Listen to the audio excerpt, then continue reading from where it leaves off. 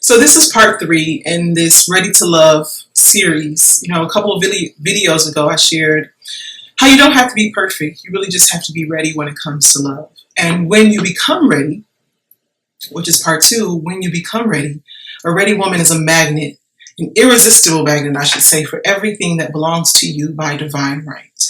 And so today, I want to talk about another level of readiness and all the gunk that really comes up, like the resistance really that comes up when you decide that you're ready.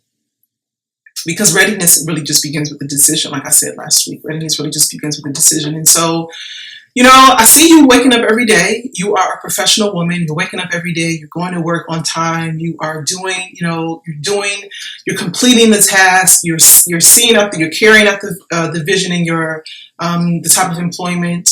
You go to work, you go home, you go to church, you might go to the gym. You may get in a lunch date or a brunch with your girlfriend, and then you come home. I think I might have mentioned grocery store in there too. And so you're waking up every day and you're really wanting something to be different. Like there's a ping within you. There's like a picking at your heart that says, when is my life going to be different? And it really requires you to be different. And oftentimes the beginning level of difference starts with different level decision making.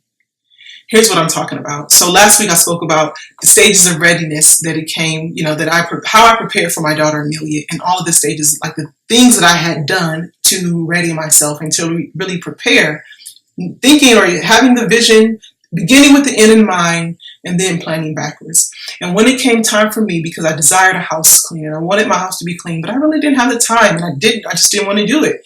So the thought came in like, okay, Monique, you can hire a cleaning service. And there was so much stuff that came up, right? There was so much stuff that came up about my worthiness and about my deservedness. Things like, what do I even deserve this? I could just really do this on my own. Am I being lazy if I hire a house cleaner? Am I being a spendthrift? I just need to be more disciplined. Another thought of, what does it say about me if I have someone else come clean my home? What does it say about me if I have another woman specifically come and clean my home? Does this make me less of a woman? Does it make me less of a feminine woman? I also thought about, can I even trust somebody? Like, these are all the reasons for why I should not move forward. Can I even trust someone to clean my home? Should I even be spending money on this? I wrote some ideas down. That's what I'm looking at here at some notes. So, should I even be spending money on this? Can I even trust someone? I haven't really even given my all to this, although I have a big belly and I can't move the way that I want to do because I was pregnant. And even my husband shared, he was like, listen, when they come, don't be acting brand new when they get here either. It's kind of like, oh, well, let me help you. Let me help you do this. And it's like, no.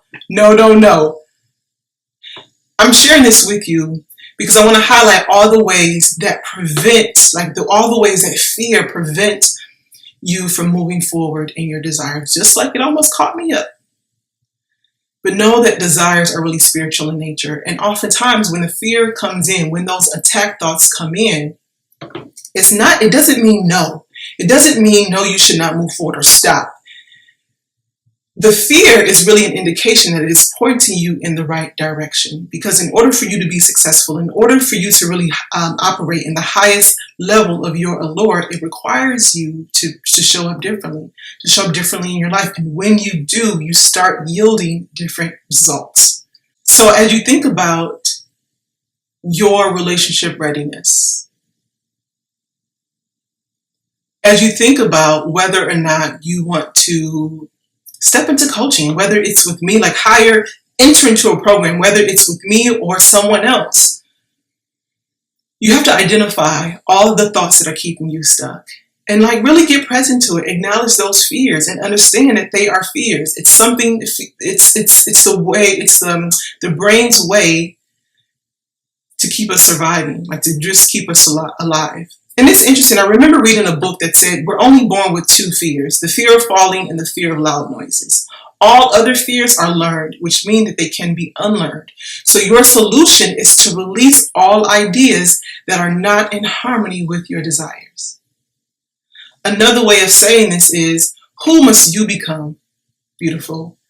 Who must you become to embrace your purpose? Who must you become to embrace the next level of you? Who must you become to embrace your evolution. Who is that woman? Who is the woman who gets everything that she wants? For me, I know my next level is about delegating, right? And allowing myself to be supported. I don't have to do it all. And it doesn't say anything about me if I have someone to come in and clean up. Actually, it allows me to be my highest self because I'm less resentful to everybody in the house who's not supporting or doing it the way that I want it to be done. I'm clear-headed because the space is tidy and organized and it doesn't leave any clutter in my mind. It allows me to be my best level. And I feel good because I'm supporting another woman or another person in her business. Your next level of readiness, being ready for love. In order for you, I guess, to be ready, how can I say this? At the end of the day, your desires must suppress, or your desires must be greater than the fear that suppresses them. Yes, you must value your future more than you value your fears. Your desire must be greater than the fear that suppresses them.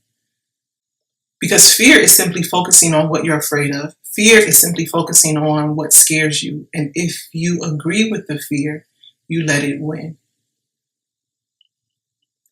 And unfortunately, when you let it win, you are choosing to remain exactly where you are.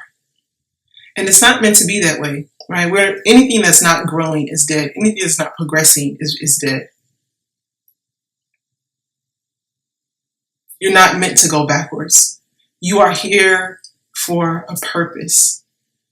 So I really want you to consider and to think about, are you doing the things that you can be doing to really move you towards your goals? Are you getting closer? Are the things that you're doing right now really getting you closer? Do you feel totally confident in your ability to release all those fears that are keeping you stuck? Do you feel totally confident and competent in your ability to release all those ideas that go against your desire? Because if you are, great. But if you're not and you want support, I am available for hire. It's my first time really saying it like that. But really, I have a program that can help you. And so before we even talk about that, I want you to click on the link below in the description box. I have a complimentary training. It's called the 5 Simple Shifts that my clients have used to find and keep their Mr. Right.